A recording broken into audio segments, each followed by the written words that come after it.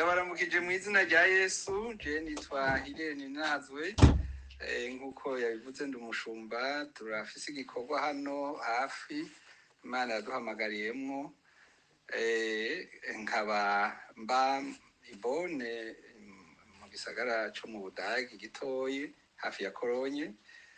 Nkaba ndubatse, mfise umupfasoni umwe n'abana babiri bakuze.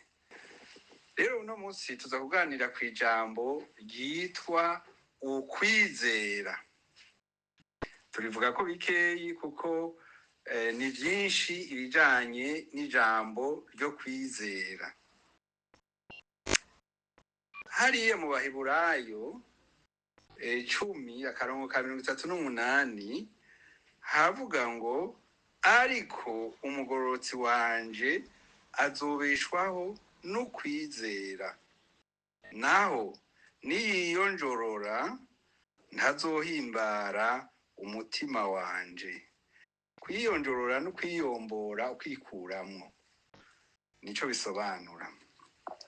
Aya majambo ari no mu Baroma igice ca mbere kuva 15-17, no mu Habakuki igice ca 2:4. Mwumve ko twakijijwe kubera ukwizera.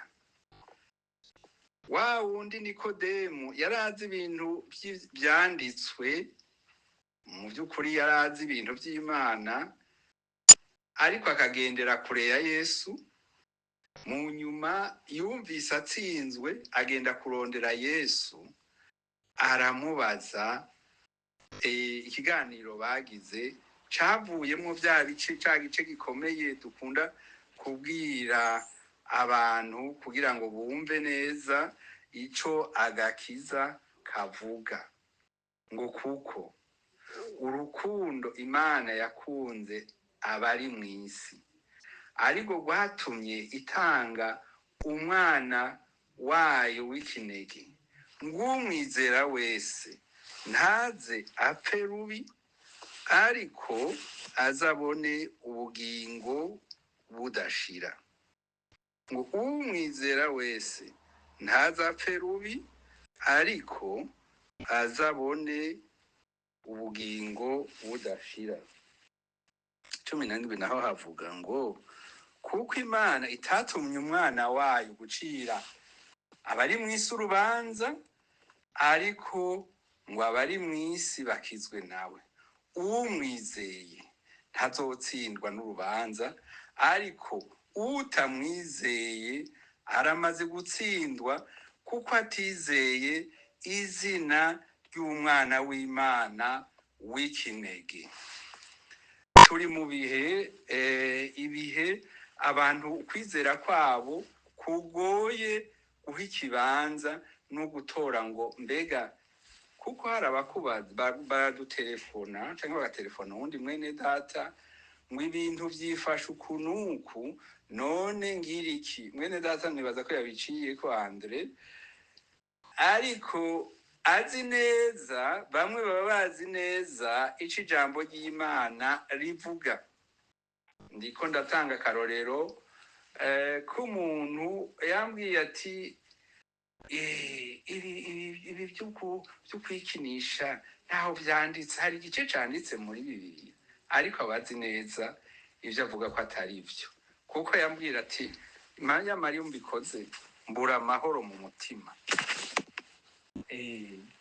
Uku kwizera kuvugwa ni kwa kundi Yesu yabwira intumwa ati nimugende mukwire isi yose, mugire abantu bose abigishwa banje, uzokwizera muze mumubatize mw'izina rya Data na Mwana na Mpwemu Yera.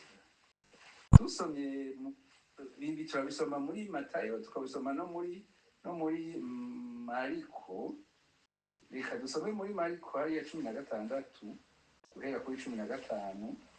Turahabona aya majambo yanditswe, havuga ngo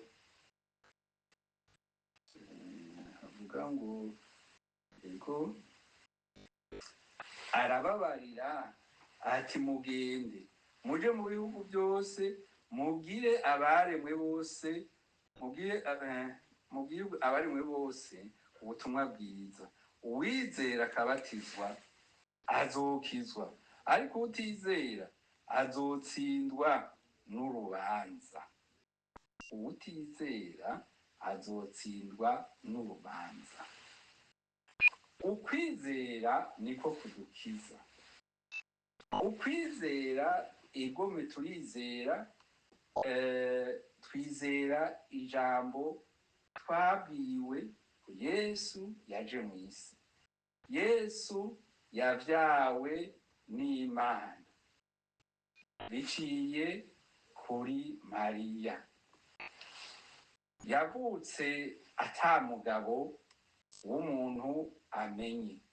Aha i Buraya turi hariho abantu bakubwira ati jewe ndizera n'ukuri ibintu byose, ati mugabo ngivyo ntibishoboka. N'ivyo ntibishoboka.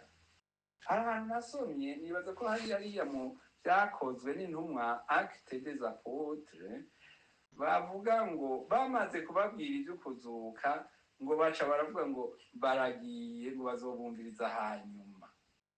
Twebwe ukwizera kwacu twizera uwo Yesu, kandi ko ari we tuzokirizwamo, ari we atuma tuzozuka. Kandi na bimwe yatubwira byose ati ico muzosaba cyose mukagisaba mu izina ryanje muze muhare ko mwakironse. Ingorane dufise bene data twebwe aba Kristo, turagenda tukabwira Imana ngo Mana yanje ngo urabona ngo jewe ngomba iki niki niki niki, tukagitondeka proje nziza. Ubu rero Mana execute twakora ibinda kubwiye. Tukasanga ntituri muri wa murongo Imana yatubwiye ati muze muri musenga ngo, Yesu yatubwiye ngo muze muri musenga ngo ubugombe bwawe bube kwisi nko mwijuru. Abantu ntibagomba kuvyumva. Mwene naka yagiye i Buraya, Mana nanje mpa i Buraya kugendayo. Hari naho hari inzira z'ubugowetane. Aha ndabivuga kumbuye hariho bishobora kubabaza. Kubari muri Afrika bafise izindi nzira. Kubari ino bashitsi ino barababwira ati yamara kugira ngo iyi nzu iraha uyibemwo, genda uvuge yuko wakoze ibinini, genda uvuge yuko uyu n'ubu bariko barakwirukako, genda uvuge. Abantu bakabica kuburazi ivyo bagezemwo, bavuga ngo genda uvuge ko umutinganyi, niho bikora neza. Naganiriye n'umuntu yaje avuye mu gihugu kimwe cyo muri Afrika, ngo bari bafise abavoka. Ni mu gihugu cyo mu buseruko bwa Afrika, umuntu wese sindakivuze. Hanyuma uwo mwana n'umuntu yubatse arambira ati erega je nagumanye n'uyu mavoka tuganira, atejo ubundi rero ndamubaza none hajya bigenda gute. Erega twebwe hajya tuza kurondera abo tuvugira kugira ngo bagire ibyo kubunguruza bakabavana muri iki gihugu bakajana muri Australia canke ni Buraya canke ahandi. Ati mu by'ukuri jewe hajya mbanje guserukira canke kurondera ko twironderamo abatinganyi canke abakora imibonano mpuzabitsina nabo babihuje. Ubugombe bwawe bube kwisi nko mwijuru. Abantu barasenga, Mana tutabare udukura aha hantu, ariko inzira baje kuyerekwa ni Satani ashika akaza kubereka inzira. Simvuze ko hari abaza batagororotse, hari abaza bagororotse, ariko hari n'abagira ati reka ndayicemo ubu ninahashika nzosubira mpagarare neza. Ubugombe bwawe bube kwisi nko mwijuru. Umugororotsi wanje azobeshwaho no kwizera. Ego turibuka wa wundi ni ndabona ari umwami uri yatanguriye imbere ya Dawidi, ngo yararindiye ko Samuel aza guhereza abona Raketi, nawe aba yigiriye byinshi. turi kumwe. Ubugombe bwawe bube ku isi nko mu ijuru.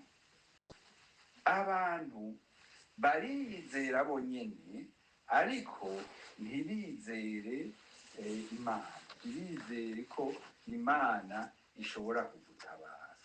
Abantu benshi baribagiye yuko Imana yavuze ngo uzoca mu mazi atwara ntuzotwara, uzoca mu muriro ntuzosha.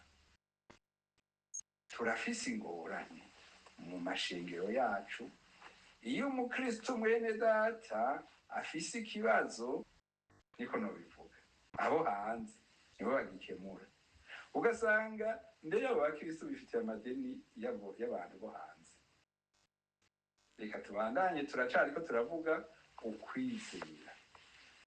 Ukwizera reka tukujemwo, tuvuge turabe hariya ku Baheburayo, niho hari amajambo menshi avuga ko vy'ukwizera. Rero iyo tuvuze ibyo kwizera kandi mbere yuko tuhasoma, twizera yuko Imana yishura ku bibazo tuyisabye. Umunsi umwe ndiyo nari mfise ikibazo, nari maze ngaha imyaka 13, nkaba sindaronka séjour yaha yukuhaguma. Nari mfise séjour basubira mbaza nari mfise kuba ngaha baza barakongerereza. Soma ijambo ngo Imana yazuye Kristo ishobora kuzura nawe. Sinovuga ngo vyavuye hehe, numva mu mutima wanje biratondetse neza. Ni iminsi 3. Iyo minsi 3 ndagenda ashitse ku kazi, ndungikira fax umushefu wanje ni wompa ikonje y'iminsi 3 ukazora impembera. Ni ukuvuga rihemba nkora mugabo akampemba kuri iyo konje, kubera nari mfise ikibazo cyuko mu mahera nategezwa kuba ndonka ku kwezi hari habuzemwo amayero 20. Uwo mushefu yarabikoze. Ico mpemberwa ko ndagitwaye aho hantu bakinsaba, nsanga umugore yari yarabihagaritse idosiye yacu yarayihagaze ko, nsanga sihari. Uwundi yari yahaje wamenga yatumwe n'Imana ati zana nyamuna tubigira ubunyene uri yataragaruka. Erega byarakunze. Mugabe iyo minsi 3 naratangaye kandi numva yuko ego ishobora kutuzura natwe. Umubyukuri udusubiye muri nankane, wiyumviye neza nk'umuntu wovuga ivyo bintu nta logique bifise, ariko logique iraho nyene. Aha kandi benshi barakunda kuvuga ngo jewe simvugishwa, jewe nta Imana iravuga. Ahubwo twebwe nta kubera ijambo riba ribuze muri twebwe, ugasanga ntitushoboye gutahura kode canke imvugo Imana yakoresheje. Nawe Imana iriko irakubwira nk'ubu amajambo numvise yambereye neza, numvise meze neza. Ibi bihe turimwo ndabizi ni bihe abantu bagomba kugira ibintu binini, kujana n'abantu bitwa ngo banini, ariko umugororotsi wanje ngo azokizwa no kwizera. Twizera Kristo yabambwe.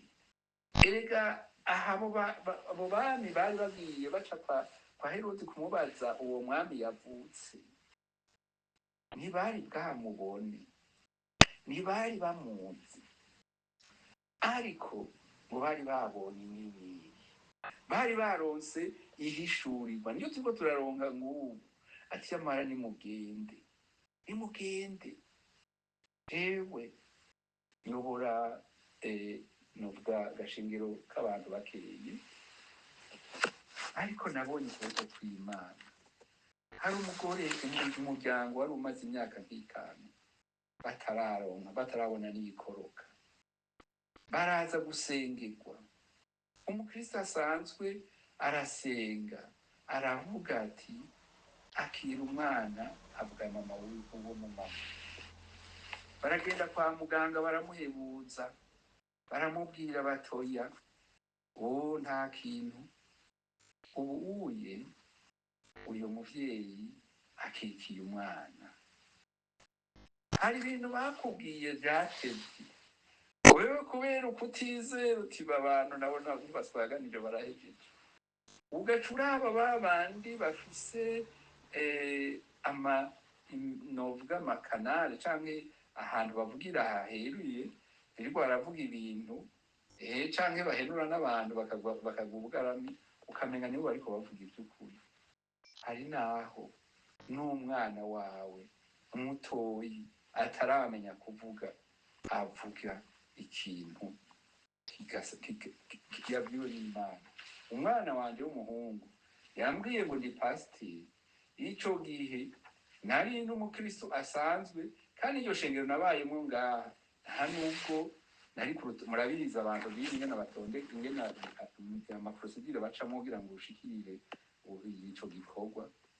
Ariko kubera nagenda mu bikorwa byo gutanga ubutumwa, aba mu gihugu barampamagara ati twarabonye ibikorwa byawe, ingo tugusengere mu bikorwa, uze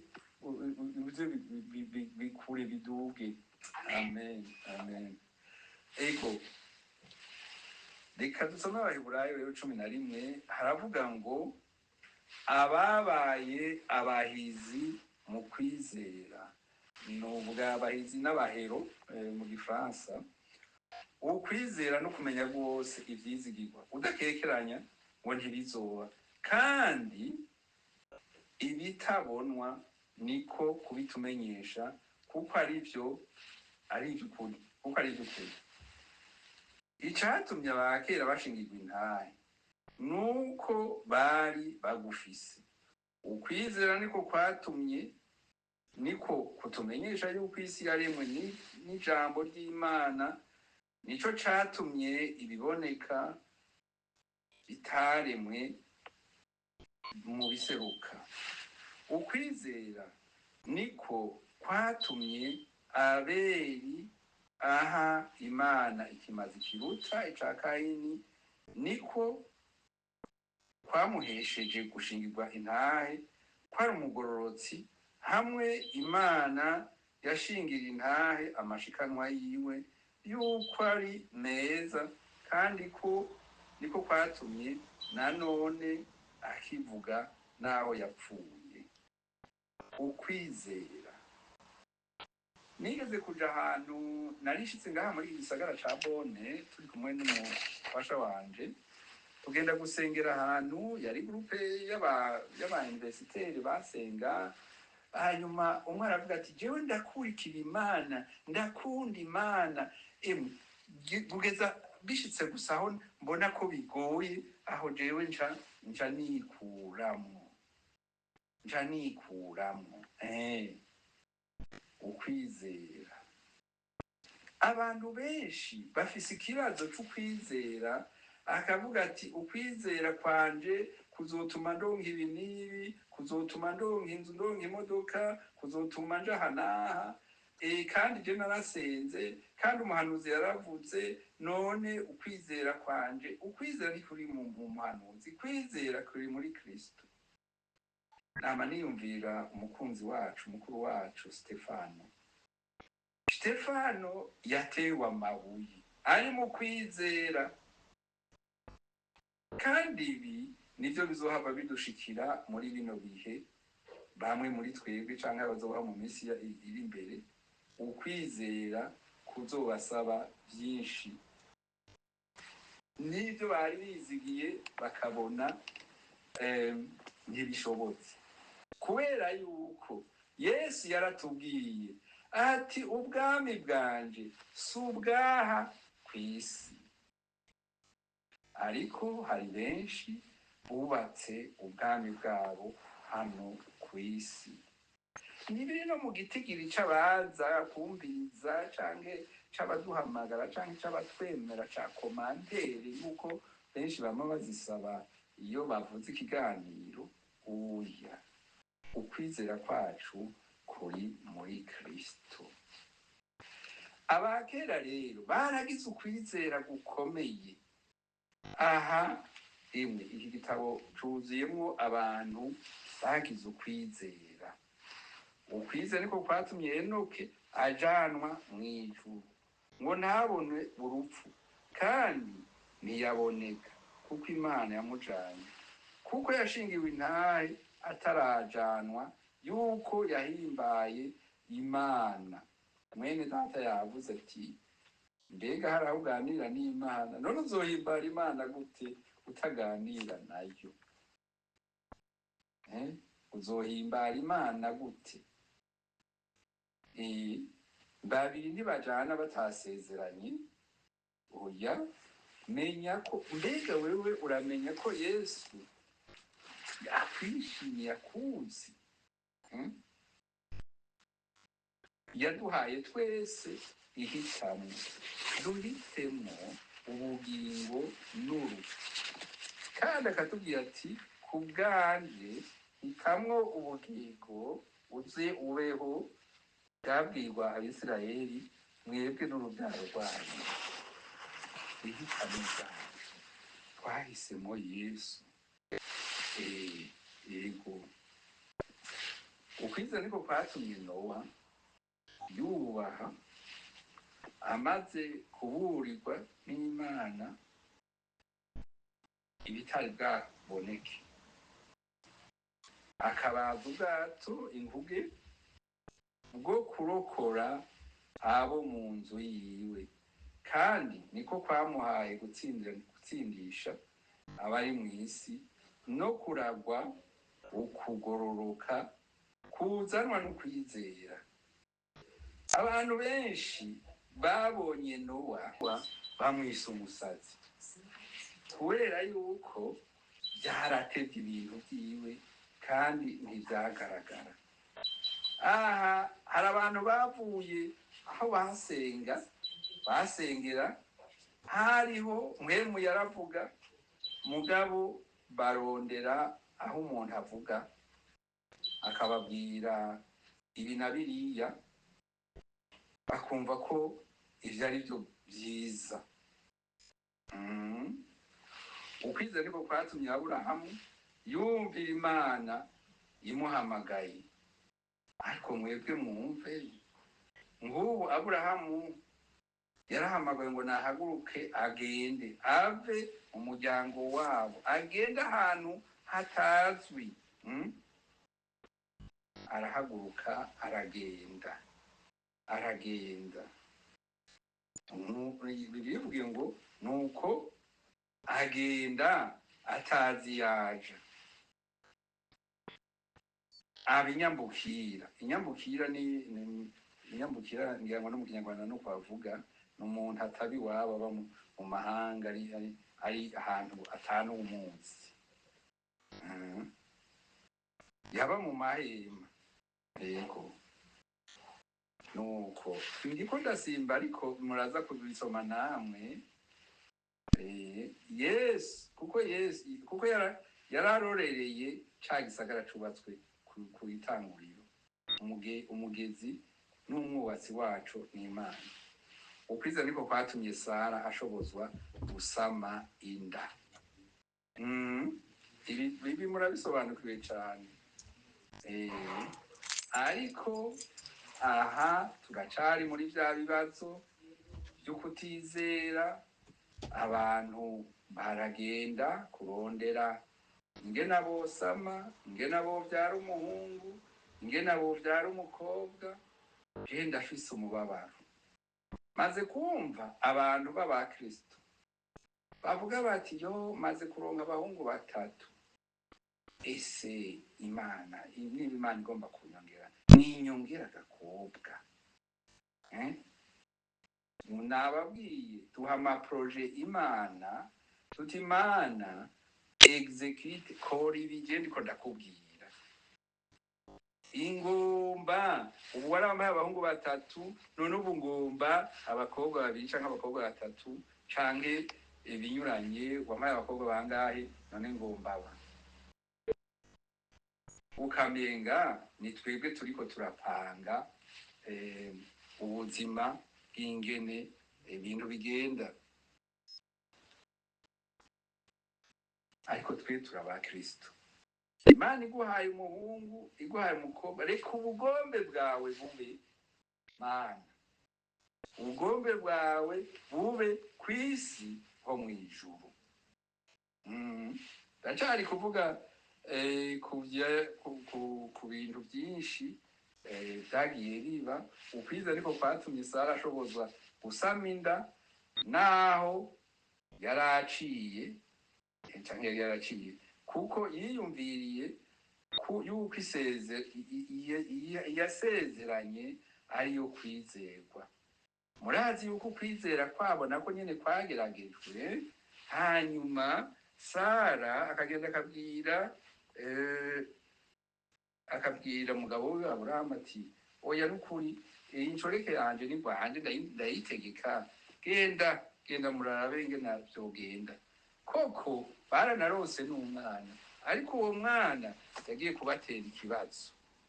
Hari n'abavuga yuko n'ubu ikibazo kiriho hariya mu seruko bwo hagati gifise umuze aho hantu.